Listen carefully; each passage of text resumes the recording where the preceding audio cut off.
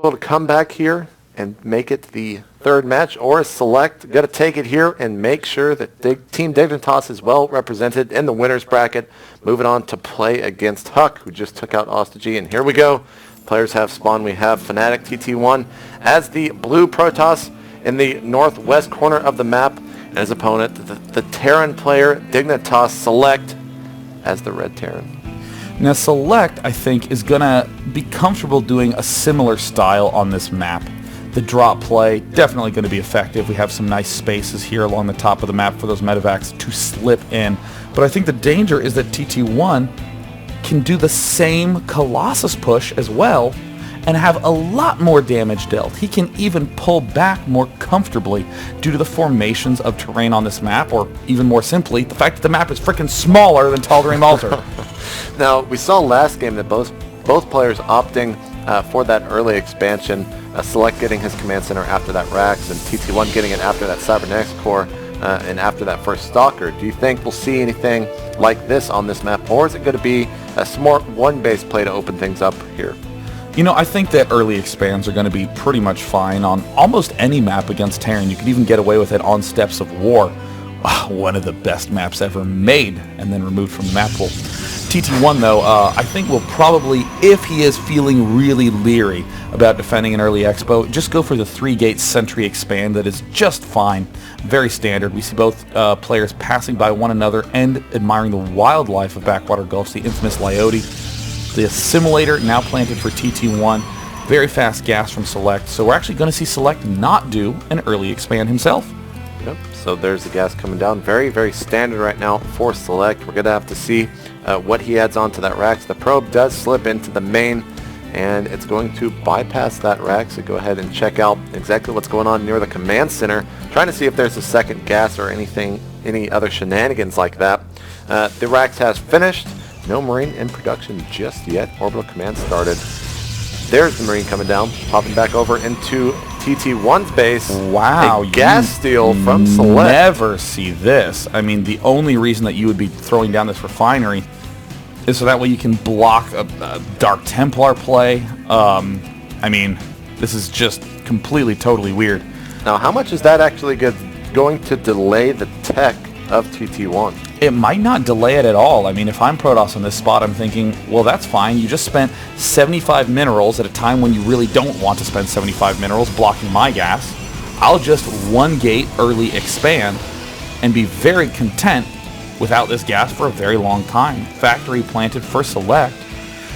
If anything, at this point, I'm expecting Select to go for the 1-base timing push, though. The 1-base Banshee tank Marine push.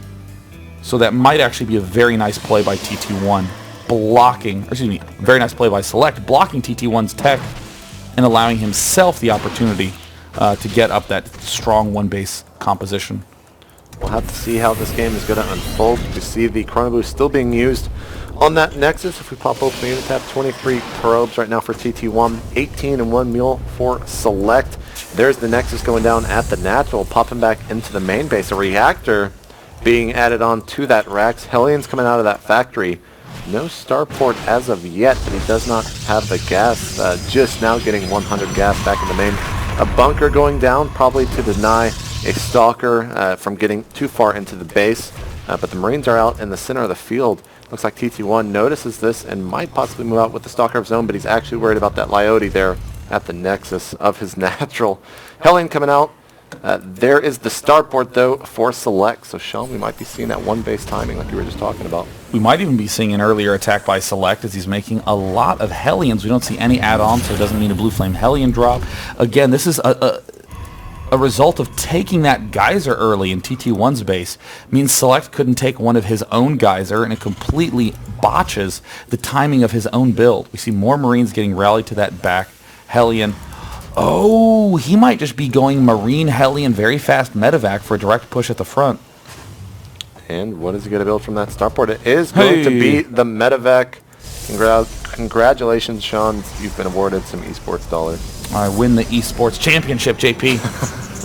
Robotics facility coming down for TT1 there in his main. Looking at his army composition, looking very similar to the previous game on Tal'Darim Altar. The Stalker moved out to deny any Zelnaga towers here in the center of the map at the angry face. And going back into Select's main base, we continue to see a bunch of units being produced. Marines and Hellions. When is he going to be moving out? His second medevac has not been started, looks like. Whoa. Loads up some Marines, drops the Marines, and he might just be... Get up here. Get down there. Might just be going for the attack right here, walking it instead of running it. Wow, we see a sudden flood of add-ons. Wow, Select is going to be doing a big attack with his Marine medevac Hellions, and he's then going to follow it up with a one-base timing push, which is actually very, very unusual. This might be a little bit too big of a delay for Select. TT1 trying to establish the main is vulnerable to these Hellions. And here come some Marines just sticking around right outside the natural, but at the same time, Hellions have snuck in, and TT1 is now aware of this. It looks like he's lining them up. There's no blue flame, but that doesn't mean that the Hellions still can't do massive damage. Oh! And he's going to get some more huge hits, and Select smartly pulling everything back and having the Marines there on the low ground to greet them. A brilliant force field by TT1 will shut down this aggression for the time being. Select will load up, pull back, and we see that tank Banshee production has begun, so a follow-up push by Select is going to be happening very, very soon. Go into the unit. Yeah, 17 probes were just killed. Did not look like that many, but man, were they clumped up. That was just a huge blow to the economy of TT1. In comparison, he's actually on par right now with his opponent. 25 SCVs, 25 probes, and of course that one mule. But Select is still on one base. Does have that Banshee coming out. Second one coming out as well. Siege mode started. Does have a couple tanks. 3 racks. Probably going to be seeing another push here. And with that economy of TT1 being much, much smaller, it might actually do a lot of damage, Sean. TT1 having a little bit of the jitters, not morphing this last gateway into a warp gate.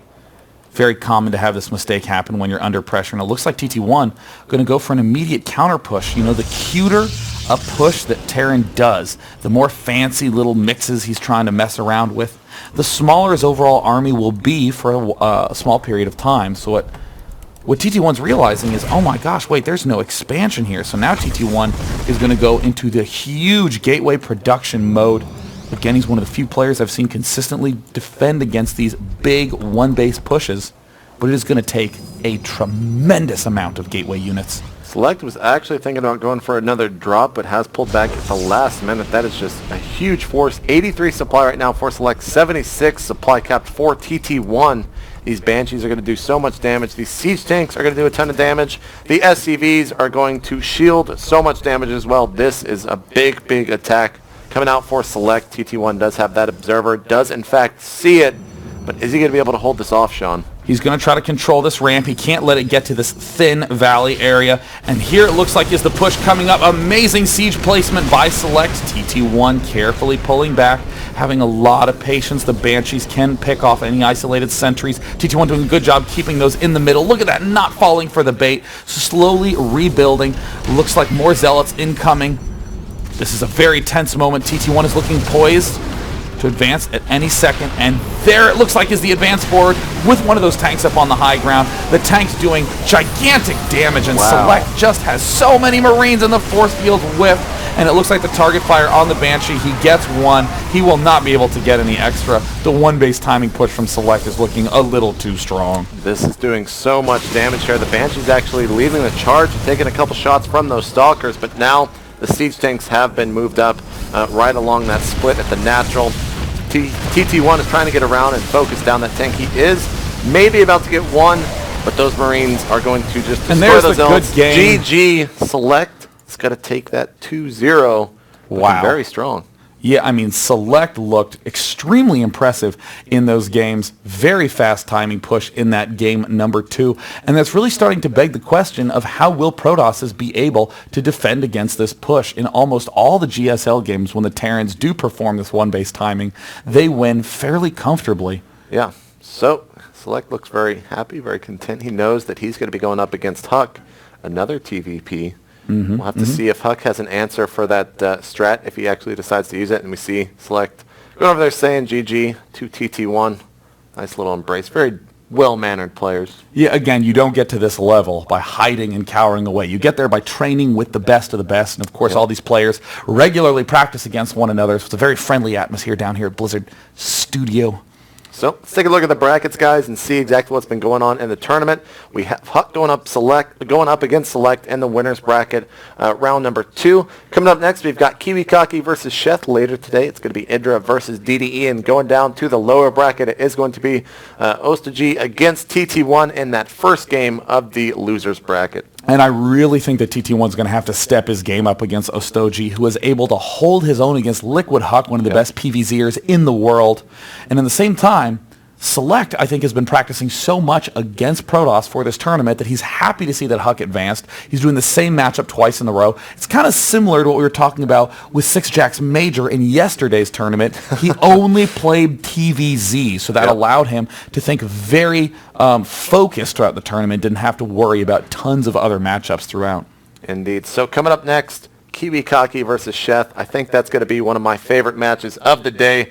Two titans, really, of the respective races. Kiwikaki known for his crazy play. Sheth just known for being an incredible Zerg player as of late. He's just been over in Korea, been doing so well for himself. Who's going to take the game, Sean? We're going to find out in just a couple of minutes after this short break. The two mannerest players in the industry going to duke it out. One will win, but both will be smiling at the end. Take care. We'll see you in just a sec for our third game.